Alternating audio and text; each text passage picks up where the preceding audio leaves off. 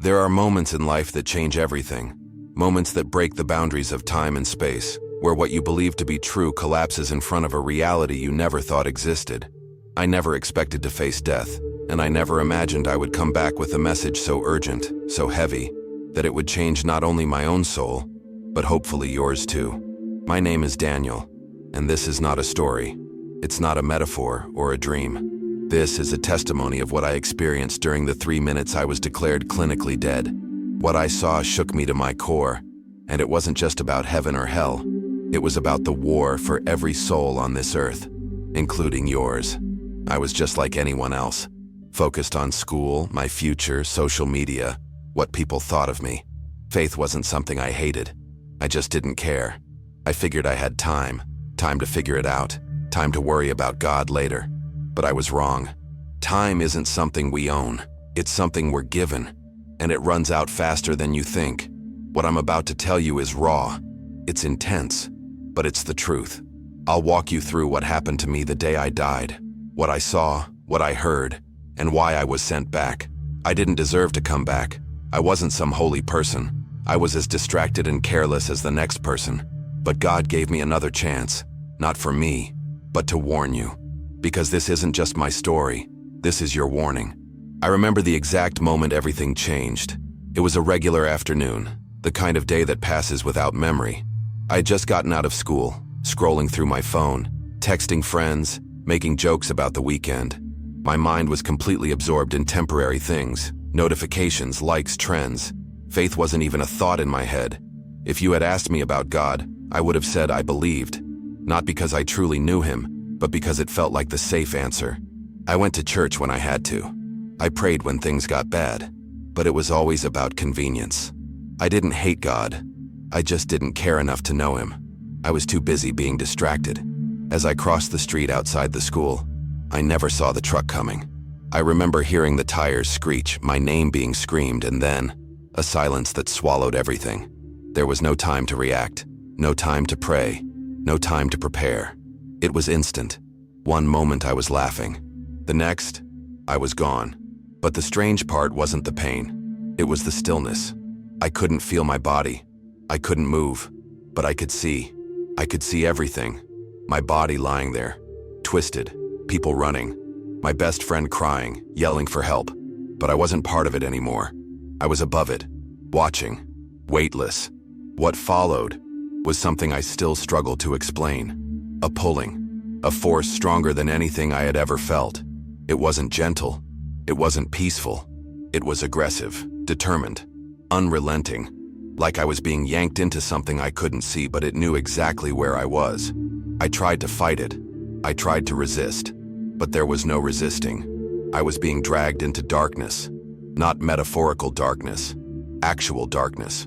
It surrounded me, consumed me, thick like smoke or tar. I couldn't breathe, and yet I didn't need to. I wasn't alive, but I was conscious, fully aware, and completely terrified. There were voices in that place. Whispers at first, then mocking laughter. Words that didn't make sense, but somehow I knew they were aimed at me. Words that told me I didn't belong in the light, that I had chosen this, that I had ignored the truth too many times. And then a deeper voice, one that felt ancient and heavy, like it carried centuries of hatred. "You're ours," it said.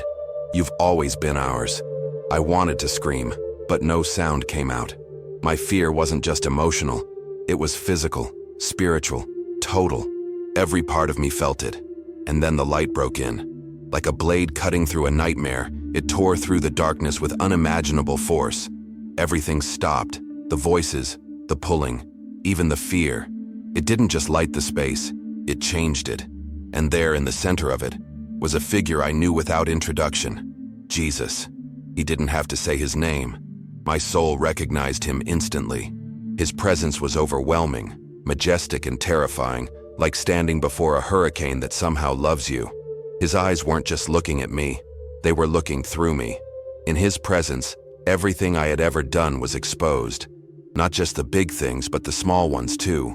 Every selfish choice, every time I ignored someone who needed me, every lie, every wasted moment.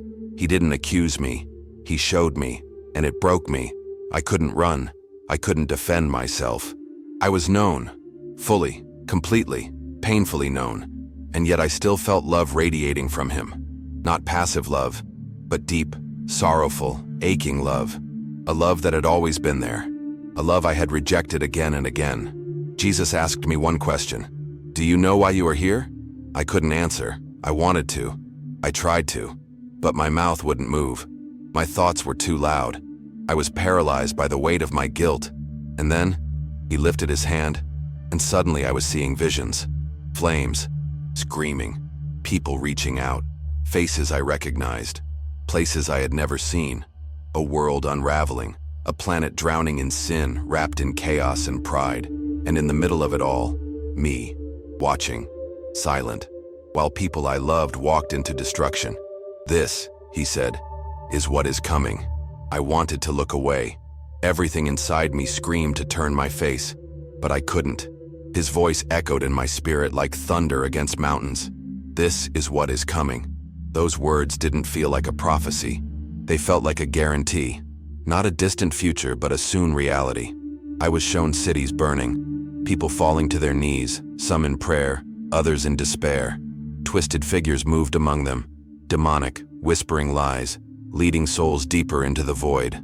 It wasn't fantasy. It was too vivid, too real, too urgent. And the worst part? No one seemed to notice. People went about their lives like nothing was happening. Laughing, scrolling, shopping, fighting about politics, living for the weekend. Their souls were being stolen, but they didn't even look up. Sin wasn't just outside them, it was inside them, and they didn't care. Jesus showed me how lies became chains, how pride became blindness, how greed turned people into prisoners of themselves. I saw people in church, singing, clapping, even praying, but they were marked. On their foreheads were stains, invisible to human eyes, but clear as fire in the spiritual realm. I asked Jesus, what happens to them?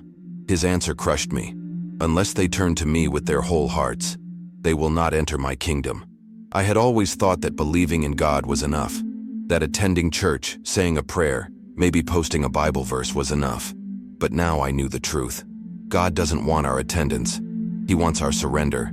He wants our hearts. He doesn't just want to be believed in. He wants to be known, loved, chosen. And so many people never make that choice. They think they have time. Then I saw the book of life. It appeared before me, glowing with divine fire, pages turning on their own, names shining. Some names I recognized. Family, friends, people who truly followed Jesus. But there were blank spaces too. Names that should have been there. People who thought they were saved. People who believed in God but never gave him their hearts. And then, the most terrifying thing, names fading, disappearing like smoke. Jesus looked at me and said, they knew me once, but they turned away. I couldn't breathe. I wanted to scream, to argue, to beg for time. But then Jesus said something I will never forget. As long as they have breath, they have a chance. But soon, the door will close. I didn't understand what he meant at first. Then I saw it. A great door, golden and radiant, slowly closing. People running toward it, some trying to get in, others ignoring it entirely. I saw demons dragging souls away from that door, laughing, shouting victory. And the door kept closing, inch by inch. Every second mattered. A blinding light exploded behind me, and an angel appeared. His voice shook everything around me. The time is near. The judgment is coming. My knees hit the ground. I couldn't stand in his presence.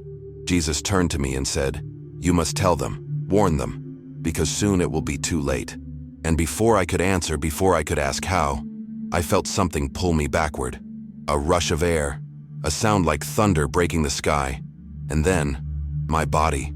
I was back, gasping for air, surrounded by people yelling, he's back. The moment I opened my eyes, everything felt wrong. The hospital lights were too bright, the voices around me too loud. Nurses shouted, machines beeped, hands touched my face, checked my pulse. But I wasn't really there, not fully. Part of me was still in that place. Part of me still heard the cries. The visions wouldn't stop. Even though I was awake, my spirit hadn't caught up. I could still hear Jesus' voice echoing. Tell them. I looked at the faces of the people around me and realized they had no idea what I had just seen. They were back in the world I came from, the world that sleeps while eternity waits. When they told me I had been dead for 3 minutes, I couldn't believe it. 3 minutes. That's all it took to see heaven, hell, judgment, and grace. 3 minutes that became the dividing line of my life. Before that moment, I lived like time was mine. After that moment, I realized every breath is borrowed. I couldn't sleep for days. Every time I closed my eyes, I saw souls screaming. I saw the faces of people who laughed off faith. I saw the gate closing, and I couldn't unsee it. I didn't just remember it. I carried it, like a wound, like a fire that wouldn't go out. I tried to tell my parents first. My mom cried. My dad sat in silence, trying to understand. My brother shrugged it off, thinking I'd just had some hallucination. My friends called me dramatic. Some laughed. Some nodded politely and changed the subject. But I didn't stop. I couldn't. I was burning with truth. Every conversation I had turned into a warning. I didn't care about being liked. I didn't care about fitting in. I had seen what was waiting for those who live numb to God, and I wasn't going to let anyone I loved walk into that fire without a fight. That's when the attacks started. Not from people, but from something else. I would wake up in the middle of the night completely paralyzed. A presence in the room, cold, heavy, watching. I couldn't move. I couldn't speak. I knew exactly what it was. The same darkness that had tried to take me before. It hadn't given up. It was angry that I came back. And now it was trying to silence me. Whispers filled my head. You imagined it. No one will believe you. Just stop talking. At first, I was afraid. But then I remembered what Jesus showed me. I remembered the power in his name. The next time the shadow came, I spoke his name. I couldn't move my lips, so I screamed it in my spirit. Jesus. And it fled. Instantly. The weight lifted. The air cleared. And that's when I understood something crucial. This wasn't just about what I saw when I died. This was about what's happening all around us, right now. The war isn't coming. The war is already here. It's in our homes, our phones, our decisions. Every soul is being fought over, and most of us don't even realize it. We're too distracted, too numb, too busy chasing nothing. I began to pray like I had never prayed before. Not because I was religious, but because I was desperate. I needed strength. I needed clarity. I needed protection. The enemy wanted to stop me. But God had called me back for a purpose. And if I stayed silent, that would be disobedience. So I started recording my story, writing, sharing it online, speaking at churches. Some people listened, most didn't. But I kept going. Because Jesus didn't say, convince them. He said, warn them. And that's what I was doing. Not preaching, not judging, warning. I wasn't special. I wasn't chosen because I was good. I was chosen because I was lost. And Jesus loved me enough to show me the truth. If it could happen to me, it could happen to anyone. That's why I won't stop speaking. Because the greatest lie the enemy ever told is that there's still time. But time is running out. Every day we choose the world over God, our hearts grow colder. Every time we ignore his voice, the door closes a little more. I've seen what's on the other side. And I'm begging you, don't wait. Don't gamble with eternity. Choose him now. If you've listened this far, then I believe it's not by accident. You were meant to hear this. This message found you for a reason. Maybe you've been running. Maybe you've been distracted. Maybe you've believed that later would be soon enough. But friend, I'm telling you, later is not guaranteed. I saw what happens when we wait too long. I saw the door closing. I saw names fading. I saw people who thought they were safe, only to realize too late that they never truly knew him. Don't let that be your story. This is your moment. Not to be perfect, not to have all the answers, but to surrender. Jesus is not looking for your performance. He's asking for your heart. He already knows your past. He already knows your doubts. And he still loves you enough to reach for you right now. That's what this is. A moment of divine interruption. A rescue. A second chance. Please don't ignore it. Don't scroll past it. This is more than a story. It's a call to wake up, to choose life, to follow Jesus with everything you have. If you feel that stirring in your soul, don't brush it off. Respond. Get on your knees and talk to him. Surrender your life. Ask him to forgive you. Give him your heart. And if you've already been walking with him, let this message reignite your urgency. Let it remind you what's at stake. There are people around you who need this truth. Don't stay silent. Be bold. Be faithful. Because the time is short, and eternity is real. If this message moved you, subscribe to this channel. Not for me, but so you never miss a word that could pull you closer to Jesus. Share this video with someone you love, someone who thinks they still have time. Comment below with the words, "I choose Jesus." If today is the day everything changes for you, let this be the day your name is written in the book of life and never erased. We're not building an audience. We're building a remnant, a family of people who are awake, who are watching, who are ready. And if that's you, I want you to stay. Walk this journey with me, because I'm not done speaking, and God's not done moving. There's more to come. More truth, more stories, more warnings, and more hope. So stick around. Let's walk this road together. Let's fight for souls. Let's live like eternity is real, because it is. Thank you for letting me share this with you. Thank you for opening your heart long enough to listen. Whether we ever meet face to face or not, I want you to know this. I love you. I care enough about your soul to tell you the truth, and I'll keep telling it until my last breath, because that's what Jesus did for me. And now, it's what I'll do for him. Until next time, stay awake, stay ready, and follow Jesus with everything you've got. I'll see you in the next video, or maybe I'll see you at the gates.